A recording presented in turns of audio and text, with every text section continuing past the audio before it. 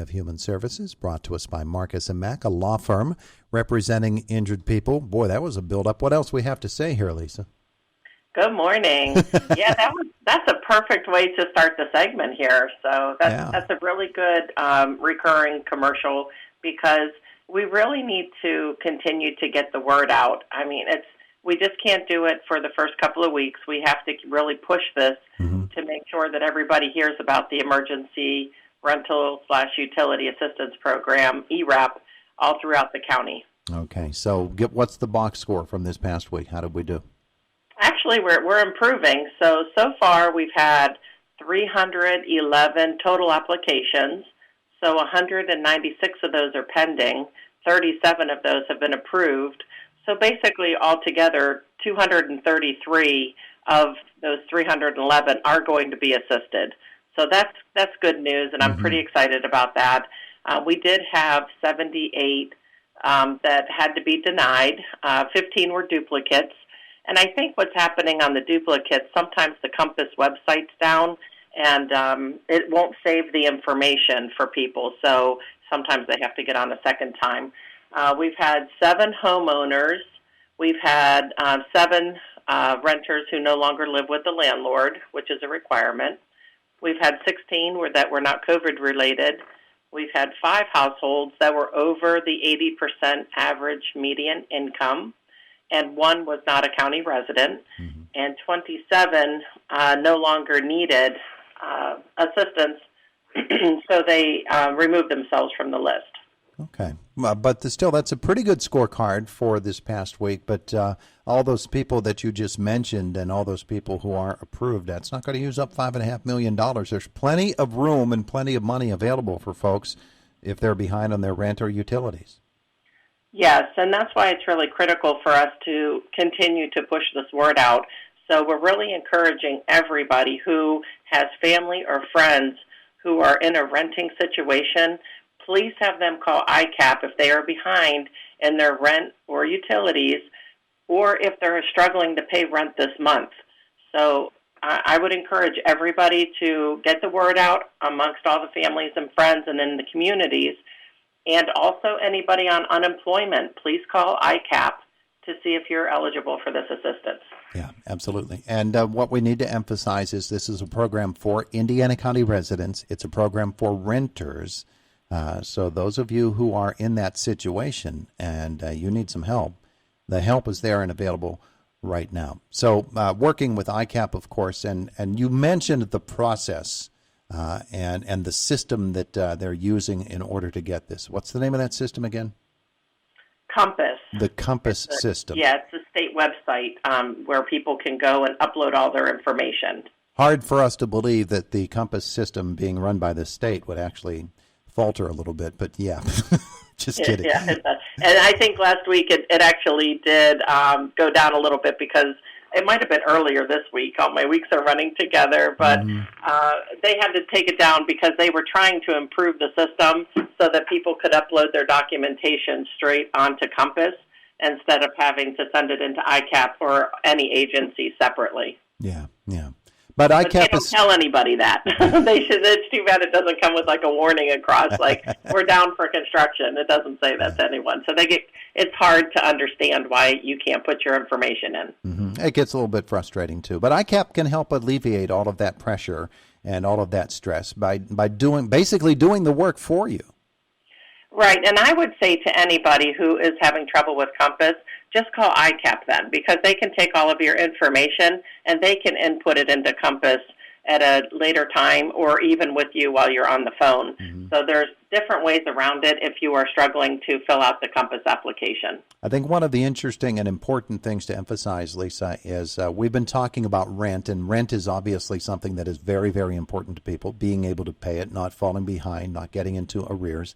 But a very, very important aspect of all of this is utilities, and we might not think of those as something that we could get that kind of help with. But if we're renting, our electricity bill, our gas bill, our water bill, our sewage bill, those are all eligible expenses, right? Right, and also people need to realize that, even if you're up on your rent payments, if your utilities are not paid, I mean, landlords still have a reason to, evict you if they're not getting all of the utilities paid. So one thing that's really crucial here is if you owe money in the arrears on your rent and you're not getting that current, if you leave the current situation you're in at one rental unit and you try to go to another rental unit, that arrears is going to follow you because that's going to get reported and it should show up on your credit. And when they run a credit check, they're going to see that you didn't pay all that extra rent. So that could follow you from rental place to rental place. And that's why it's really important for people to understand, just because you leave a place and you haven't paid, it doesn't mean you're off the hook. That's why this program is really crucial right now. Yeah, absolutely. All right. So let's talk deadlines and take a look at the calendar here. See when people need to have their information in. There's still time, but it's getting to the point where we really need to get people into this system. Yes, it is already going to be May tomorrow, and I'm flabbergasted at how quickly May has come. So we basically have May, June, half of July. Some of our reports are going to be due by the end of July, and we're really trying to hit that $3.6 million. It looks a little bit out of reach right now, just with the money that we have, but we really want people to understand this money is to help Indiana County residents, and we want to keep the money here so that it's not taken from us and it's reallocated to a different county.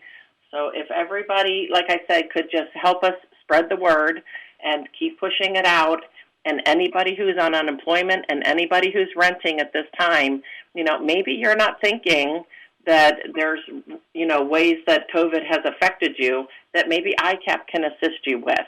Now, we have had a few calls this week from homeowners that just aren't eligible for this pot of money. So that's just something that is specific to what the Treasury had put out for this funding, but there may be relief coming for homeowners down the road.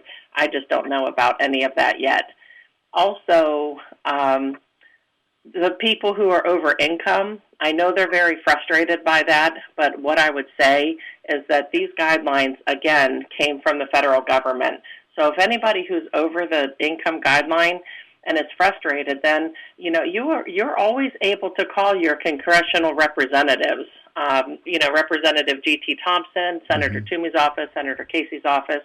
You're always able to call and talk to them and express to them that you're really in need too, and it's a shame that that it hasn't encompassed helping everyone since there were those cutoffs on income guidelines. But that came directly from the federal government. Yeah, and that's a really important point. That would be a really good thing if we could get that sort of an expansion. As of now, though, we don't have that expansion. So if you have any doubts about whether you're eligible for this ERAP program, let ICAP help you figure that out. Just get in touch with them, and the two of you can work that out between yourselves. So, Lisa, what do people need to do? What are the phone numbers to call? We would love anybody who's renting or on unemployment at this time to call ICAP. It's 724-465-2657. That's 724-465-2657. And if somebody wants to just read up on the ERAP program, they can find that at our website, right? Yes, on WCCS 1160. It's right on the top, too. They made it very, very easy to access, so you can just click on that. As soon as you pop up on the website, you can click on our ad.